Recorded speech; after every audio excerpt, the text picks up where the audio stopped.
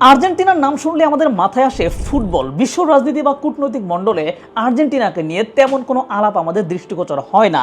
Argentina মানেই football, football মানেই Messi, আর Messi মানেই আবার আর্জেন্টিনা। এই চক্রের মধ্যেই আমরা ঘুরপাক খাই। বিশেষ করে বাংলাদেশের মানুষজন আর্জেন্টিনার ফুটবল নিয়ে যেই পরিমাণ ক্রেজি তা পৃথিবীতে বিরল। আর এই সব কিছুই কিন্তু আসলে বিনোদনের অংশ। কিন্তু বিনোদন কিন্তু কখনো পৃথিবীর গতি প্রকৃতি নিয়ন্ত্রণ করে না। পৃথিবীর গতি প্রকৃতি নিয়ন্ত্রণ করে মূলত রাজনীতি এবং বৈশ্বিক কূটনীতি। আর এই মুহূর্তে আর্জেন্টিনা এমন একটা বৈশ্বিক কূটনীতির সাথে সরাসরি জড়িত যা বৈশ্বিক অশান্তি তৈরিতে ভূমিকা রাখবে। কারণ ফুটবলের জন্য পরিচিত এই দেশটা সম্প্রতি এমন একটি দেশের জন্য কাজ করতেছে এবং লাতিন আমেরিকার দেশগুলোর সাথে এমন একটি দেশের পক্ষে ওকালতি করতেছে যেই দেশটাই মূলত মধ্যপ্রাচ্য সহ পুরো বিশ্বে অশান্তি তৈরির জন্য দায়ী। মধ্যপ্রাচ্যে দশকের পর দশক ধরে রক্তপাত, অবৈধ দখলদারিত্ব আর বিশ্বের নানান প্রান্তে অস্থিরতা তৈরির দায় সেই দেশটির রয়েছে, আর সেই দেশটির নাম ইসরায়েল। হ্যাঁ, আর্জেন্টিনা তার সর্বস্ব দিয়ে বর্তমানে ইসরায়েলের সকল কুকর্মকে সমর্থন দেয় এবং একটি চুক্তির অধীনে এই ইসরায়েলের সাথে লাতিন আমেরিকার সকল দেশের যাতে ভালো সম্পর্ক স্থাপিত হয় এইটা নিয়ে কাজও করে। সম্ভবত এই ব্যাপারটা আমাদের অনেকেরই অজানা, তাই ভাবলাম এইটা নিয়ে একটু আলোচনা করি। যেহেতু বিশ্বকাপ চলতেছে, ভাবলাম আর্জেন্টিনার নাম থেকে হয়তো আপনারা অনেকেই ক্লিক করবেন। দেখেন, আমি কিন্তু মেসি বা মার্টিনেজের দোষ ধরতেছি না, কথা বলতেছি রাষ্ট্র আর্জেন্টিনাকে নিয়ে। তো আসল ঘটনাটা আসলে কি দেখেন, 2026 সালের 19 এপ্রিল বুয়েনোস আইরেস থেকে একটি ঘোষণা আসে। আর্জেন্টিনার প্রেসিডেন্ট জাভিয়ের মিলেই এবং ইসরায়েলের প্রধানমন্ত্রী বেনিয়ামিন নেতানিয়াহু মিলে আইজ্যাক অ্যাকর্ডস ঘোষণা করেন। এটা মূলত ইসরায়েল এবং লাতিন আমেরিকার দেশগুলোর মধ্যে নিরাপত্তা, প্রযুক্তি এবং কূটনৈতিক সহযোগিতার একটা কাঠামো। এক কথায় লাতিন আমেরিকার দেশগুলোর সাথে ইসরায়েলের সম্পর্ক উন্নয়ন ঘটানোর একটা চেষ্টা এটি। এরকম উদ্যোগ কিন্তু এর আগেও এসেছে। 2020 সালে ট্রাম্পের মধ্যস্থতায় ইসরায়েলের সাথে আরব বিশ্বের সম্পর্ক স্বাভাবিক করার জন্য আনা হয় আব্রাহাম অ্যাকর্ডস, এবং এই অ্যাকর্ডসের অধীনে কিন্তু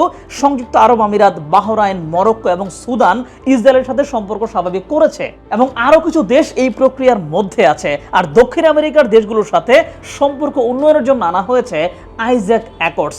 আব্রাহাম অ্যাকর্ডসের মধ্যস্থতা করেছিল ডোনাল্ড ট্রাম্প, আর এই আইজ্যাক অ্যাকর্ডসের মধ্যস্থতা করতেছে আর্জেন্টিনার প্রেসিডেন্ট মিলেই। আর এর কার্যক্রম উরুগুয়ে, পানামা এবং কোস্টারিকা দিয়ে শুরু হয়েছে।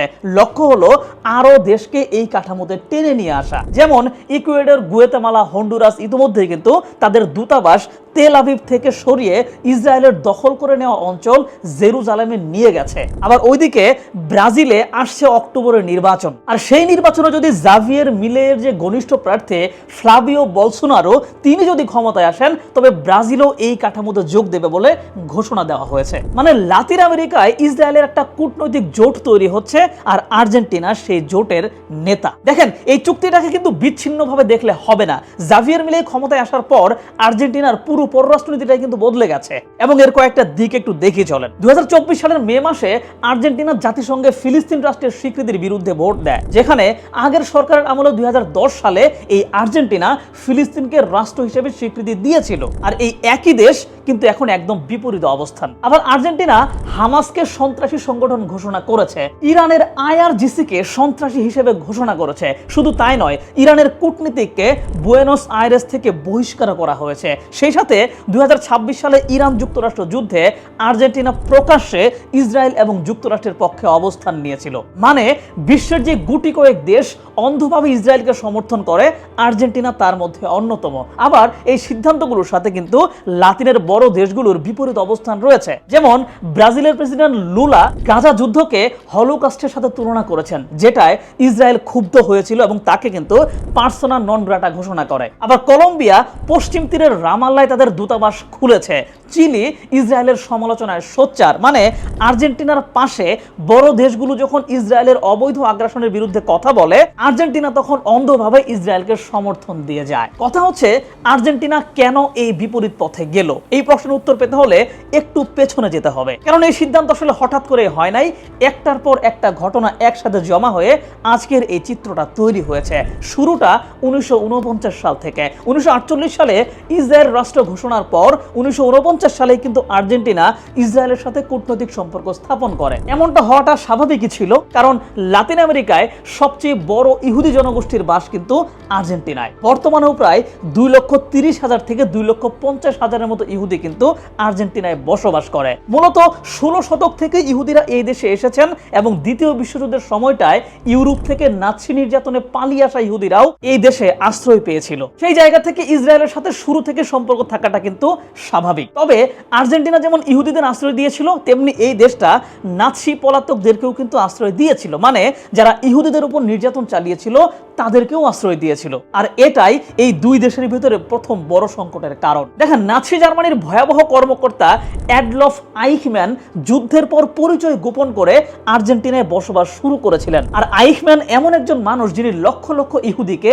মৃত্যু শিবিরে পাঠানোর আদেশ দিয়েছিলেন। আর 1960 সালের দিকে ইসরায়েলের গোয়েন্দা সংস্থা এই আইখম্যানের খোঁজ পেয়ে যায় এবং তাকে বুয়েনোস আইরেস থেকে অপহরণ করে ইসরায়েলে নিয়ে যায়। এই যে আর্জেন্টিনার ভেতরে অভিযান চালিয়ে একজন মানুষকে ধরে নিয়ে গেল, এইটাকে আর্জেন্টিনা তাদের সার্বভৌমত্বের লঙ্ঘন বলে জাতিসংঘের কাছে প্রতিবাদ জানায় এবং ইসরায়েলের সাথে কিছুটা দূরত্ব তৈরি হয়। তবে এই সংকট দীর্ঘস্থায়ী হয় নাই। কিন্তু আর্জেন্টিনা ইসরায়েল সম্পর্কে সবচেয়ে বড় ঘটনা ঘটে পরপর দুইটা বৃহৎ বোমা হামলার পর। 1992 সালের 17 মার্চ বুয়েনোস আইরেসে ইসরায়েলি দূতাবাসে গাড়ি বোমা হামলায় 29 জন নিহত হয়। এতে করে ইসরায়েল মনক্ষুণ্ণ হয়। তবে আর্জেন্টিনা সরকার এই ঘটনার জন্য ইরানকে দায়ী করে। তারপর 2 বছর যেতে না যেতেই দ্বিতীয় আরেকটা হামলা আসে 1994 সালের 18 জুলাই। সেদিন বুয়েনোস আইরেসের AMIA বা আর্জেন্টাইন ইসরায়েলি পারস্পরিক সহায়তা কেন্দ্রে একটি রেনল্ড ভ্যানে প্রায় 275 কেজি বিস্ফোরক ভরে 5 তলা ভবনের দিকে ছুটিয়ে দেওয়া হয়। এরপর বিস্ফোরণে পুরো ভবনটাই ধসে পড়ে, 85 জন নিহত হয় এবং 300 জনেরও বেশি আহত হয়। এটা এখন পর্যন্ত লাতিন আমেরিকার ইতিহাসে সবচেয়ে বড় সন্ত্রাসী হামলা। এই নিহতদের মধ্যে কিন্তু ইহুদি এবং অ-ইহুদি উভয়ে ছিলেন সাধারণ আর্জেন্টাইন নাগরিকও। আর এই ঘটনার জন্য আর্জেন্টাইন প্রসিকিউটররা ইরান এবং হিজবুল্লাহকে দায়ী করেন, কিন্তু 30 বছর পেরিয়ে গেলেও কেউ সেখানে সাজা পায় নাই। কেন? কারণ তদন্তে বারবার রাজনৈতিক হস্তক্ষেপ হয় এবং তথ্য গোপন করার অভিযোগ ওঠে। যেহেতু হামলাটা আর্জেন্টিনার ভেতরে ছিল এবং সেখানে সাধারণ আর্জেন্টাইনরাও যেহেতু মারা গিয়েছিল, তাই এইটা সাধারণ আর্জেন্টাইনরাও কিন্তু ভালোভাবে নেয় নাই। আবার ওইদিকে 2013 সালে তৎকালীন আর্জেন্টাইনের প্রেসিডেন্ট ক্রিস্টিনা ফার্নান্দেজ ইরানের সাথে একটা চুক্তি করেন। ফলে অভিযোগ ওঠে যে তেল এবং বাণিজ্যের বিনিময়ে ইরানকে হয়তো বিচারের হাত থেকে রক্ষা করা হচ্ছে, যেটাও আর্জেন্টিনার মানুষের মধ্যে ইরান বিরোধী মনোভাব তৈরি করে দেয়। আর সবচেয়ে বড় নাটকীয় মোড়টা আসে 2015 সালে। প্রধান তদন্তকারী প্রসিকিউটর আলবার্তো নিসমান প্রেসিডেন্ট ক্রিস্টিনার বিরুদ্ধে অভিযোগ আনার ঘোষণা দেন, কিন্তু সংবাদ সম্মেলনের মাত্র একদিন আগে নিজের অ্যাপার্টমেন্টে গুলিবিদ্ধ অবস্থায় তাকে মৃত পাওয়া যায়। এখন এইটা কি আত্মহত্যা নাকি হত্যা, এই প্রশ্ন কিন্তু আজও অমীমাংসিত। আর এই ঘটনাগুলো মূলত আর্জেন্টিনার মানুষজনের ভিতরে এইটা প্রমাণ করে দিচ্ছিল যে হয়তোবা ওই ঘটনাগুলো, মানে ওই বোমা হামলার ঘটনা ইরানই ঘটিয়েছে এবং সম্ভবত তাকে বাঁচানোর জন্য তাদের সরকার কাজ করতেছে। এইভাবে মানুষের ভিতরে একটা ইরান বিরোধী মনোভাব কিন্তু গড়ে ওঠে। মানে 1994 সালের একটা সন্ত্রাসী হামলাকে কেন্দ্র করে আর্জেন্টিনায় একটা রাজনৈতিক ক্ষেত্র তৈরি হয়। অবশেষে 2024 সালে আর্জেন্টাইন আদালত রায় দেয় যে ইরান AIMA হামলা পরিচালনা করেছিল এবং হিজবুল্লাহ সেটা বাস্তবায়ন করেছিল। যদিও মূল অভিযুক্তরা এখনো ধরাছোঁয়ার বাইরে রয়ে গেছেন। দেখেন, আমি আগেই বলেছি যে আর্জেন্টিনায় অনেক ইহুদি বাস করে। ওই হামলার ঘটনা এবং সেটার বিচার প্রক্রিয়া আর্জেন্টিনার ইহুদিদের মনে গভীর ক্ষত তৈরি করেছিল এবং মানুষের মধ্যেও একটা সূক্ষ্ম ইরান বিরোধী মনোভাব তৈরি করে দেয়। আর এটাই বর্তমান প্রেসিডেন্ট জাভিয়ার মিলেইয়ের রাজনীতির জ্বালানি। মিলেই এই অনুভূতিটাকে ধরে রাজনীতিতে উঠে আসেন এবং এখনকার দিনে তার জনপ্রিয়তা আরো বৃদ্ধি করার জন্য তিনি ইরান বিরোধী কঠোর অবস্থান নেন এবং ইসরায়েলের পক্ষে জোরালো অবস্থান নিচ্ছেন। দেখেন, জাভিয়ার মিলেই ছিলেন একজন মূলত অর্থনীতিবিদ, পরে টেলিভিশনের রাজনৈতিক আলোচক হিসেবে তিনি পরিচিতি পান এবং আর্জেন্টিনার মানুষ তাকে এল লোকো বা পাগলা বলে ডাকে। চুলের অদ্ভুত স্টাইল, মঞ্চে চেইন শুনিয়ে নাচ, বলপেন বেচার অর্থনীতিকে রাষ্ট্রীয় অপচয়ের উদাহরণ হিসেবে তিনি দেখান এবং তিনি নিজেকে অ্যানার্কো ক্যাপিটালিস্ট বলেন এবং তিনি সব ধরনের সরকারি হস্তক্ষেপ কমানোর পক্ষের লোক। কিন্তু এই পরিচয়ের পাশাপাশি তার অদ্ভুত আরেকটা পরিচয় গড়ে ওঠে। আর্জেন্টিনার প্রেসিডেন্ট জাভিয়ার মিলেইয়ের রাজনৈতিক উত্থান শুধু অর্থনৈতিক সংস্কারের প্রতিশ্রুতির উপর নির্ভর করেনি, বরং তিনি নিজের একটি স্বতন্ত্র আদর্শিক পরিচয় গড়ে তুলেছিলেন। ক্যাথলিক পরিবারে জন্ম হলেও তিনি প্রকাশ্যে ইহুদি ধর্মের প্রতি আগ্রহ প্রকাশ করেন, তুরাহ অধ্যয়ন করেন এবং ইসরায়েলের প্রতি আকুণ্ঠ সমর্থন জানান। নির্বাচনী প্রচারণার সময় তিনি একাধিকবার ইসরায়েল সফরের অঙ্গীকার করেন এবং বাইবেল হাতে নিয়ে বক্তব্য রাখেন, যা তার সমর্থকদের কাছে একটি শক্তিশালী প্রতীক হয়ে ওঠে। আর এই একই সঙ্গে মিলেই ইরানের বিরুদ্ধেও কঠোর অবস্থান নেন। তিনি আর্জেন্টিনায় 1992 সালে ইসরায়েলি দূতাবাস এবং 1994 সালে AMIA ইহুদি কমিউনিটি সেন্টারে হামলার জন্য ইরানকে দায়ী করেন এবং তেহরানের বিরুদ্ধে কঠোর কূটনৈতিক অবস্থানের প্রতিশ্রুতি দেন। তার মানে এই ঘটনাগুলো কিন্তু সাধারণ আর্জেন্টাইনদের ভিতরে এবং আর্জেন্টিনায় বসবাস করা ইহুদিদের মধ্যে এই মিলের জনপ্রিয়তা অনেক বেশি বাড়িয়ে দেয়। তিনি এইটাকে রাজনৈতিক টোল হিসেবে ব্যবহার করেন এবং ক্ষমতায় এসেই তিনি আর্জেন্টিনার পররাষ্ট্র নীতিকে যুক্তরাষ্ট্র এবং ইসরায়েলের দিকে আরো ঘনিষ্ঠভাবে নিয়ে যান এবং হামাসকে সন্ত্রাসী সংগঠন হিসেবে আখ্যায়িত করেন। সব মিলিয়ে মিলের যে ইসরায়েল ঘনিষ্ঠতা, এটার পিছনে তিনটা স্তর কাজ করে। এক, ব্যক্তিগত ধর্মীয় বিশ্বাস।